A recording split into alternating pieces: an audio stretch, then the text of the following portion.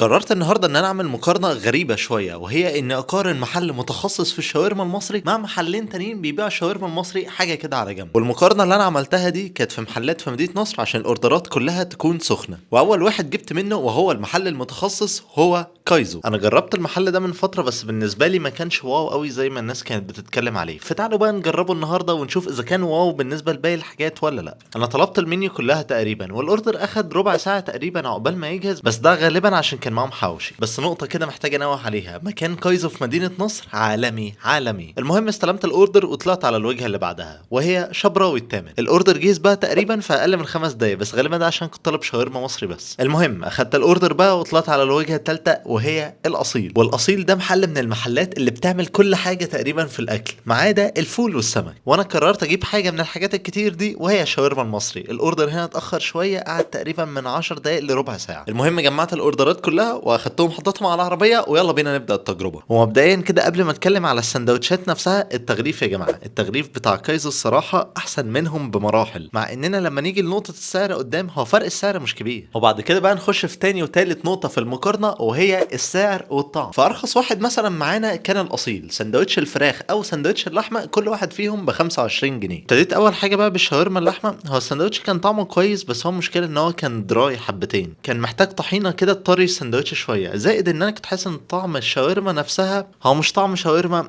هو طعم لحمه عاديه. ولما دوت الشاورما الفراخ بقى كان عندي نفس التعليقات تقريبا، هي بالظبط. هو كسندوتش وراك فراخ هو كان حلو، بس برضه نفس المشكلتين اللي فاتت. السندوتش دراي حبتين، كان محتاج توميه او اي حاجه تطريه. زائد ان هو ما فيهوش طعم الشاورما، ما فيهوش تتبيله الشاورما، الحاجات بتاعت الشاورما دي مش موجوده. وبعد كده تاني ارخص واحد بقى هو الشبراوي. سعر سندوتش الشاورما الفراخ 25 جنيه والشاورما اللحم 27 جنيه. وبالنسبه لي في نقطه بتميز شبراوي التمن ده جدا، ان في اصلا جنبه فرن تبعه، فالعيش على طول فريش. المهم ابتديت في الاول بالشاورما اللحم. هو كان محطوط عليه شويه طحينه، مش كتير بس كان محطوط عليه طحينه. الشاورما نفسها كانت كميتها كتير جوه السندوتش. وبالنسبه لطعمها بقى، هو ده طعم شاورما مصري، بس الفكره كلها انها فيها افتر تيست كده. هو صراحه ما كانش على ذوقي انا يعني. واعتقد برضو الطحينه لو كانت زادت كده في السندوتش شويه، او لو كانت اتحطت على الشاورما وهي بتتقطع كده على الجريل وبتاع، كانت هتاخد السندوتش في مكان تاني احسن بكتير. وبعد كده بقى دخلت في سندوتش الشاورما الفراخ. هو صراحه كان طعمه احلى بكتير من سندوتش شاورما اللحم. الفراخ فيه كانت كويسه، تتبيلتها كانت كويسه، بس برضو كانت فيه سنه كده افتر تيست كانت غريبه الصراحه. مع العلم ان انا باكل السندوتش ده من زمان جدا، واول مره يحصل حوار الافتر تيست ده، مش عارف من ايه. واخر واحد وهو اغلى واحد فيهم هو كايزو. بس وانا بقول لك اغلى واحد كده، هو مش اغلى بمراحل، لا هو اغلى ب 2 3 جنيه يعني سندوتش الشاورما الفراخ ب 27 جنيه والشاورما اللحمه ب 30 جنيه، مش حوار يعني. بس نسيبنا من كل ده، المهم برضو الطعم والحشو. الحشو بتاع سندوتش اللحمه او الفراخ كان كويس جدا الصراحه. طيب وبالنسبه للطعم بقى، سندوتش الشاورما اللحمه يا جماعه بصوا، هو فيه سنه خل كده مع سنه نعناع، بيودوك الاتنين في حته حلوه جدا. زائد كمان ان العيش اللي هم مستخدمينه كان حلو جدا جدا جدا. وبعد كده بقى جربت سندوتش الشاورما الفراخ. بصوا سنه النعناع اللي فيه دي صراحه كانت برضو حلوه جدا مع الفراخ، مع التوميه ما كانتش كتير، ما كانتش طاغيه على السندوتش. الحاجات كلها كانت سيمبل كده مع بعض يعني. هو مقارنه بالاتنين اللي انا لسه مجربهم قبله، لا هو كان واو، لا في فرق شاسع ما بين كايزو والشبراوي والاصيل. يعني اصلا الاصيل ده ما يعتبر ما جاش يعني. وعامه يا جماعه هي دي مش حاجه وحشه ولا بالنسبه للشبراوي ولا الاصيل، هي دي اصلا حاجه مش تخصصاتهم ومبيعاتهم مش معتمده على دي. وطبعا في ناس هتسالني امال انت بتقارن ما بين الاتنين ليه؟ من الاخر يعني بقارن ما بين الاتنين اولا عشان انا كنت عايز اعرف هو فعلا في فرق كبير قوي ما بين الاتنين ولا لا،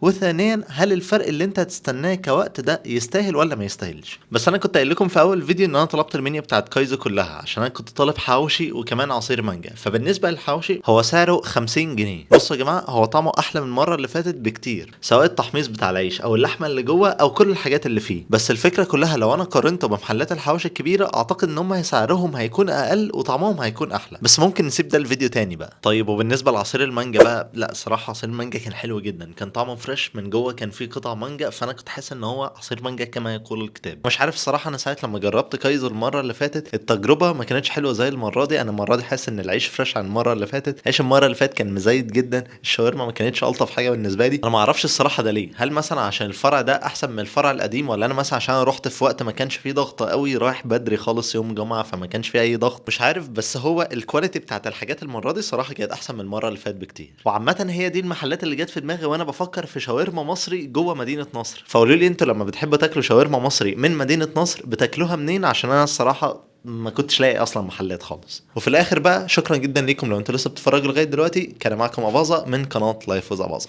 السلام.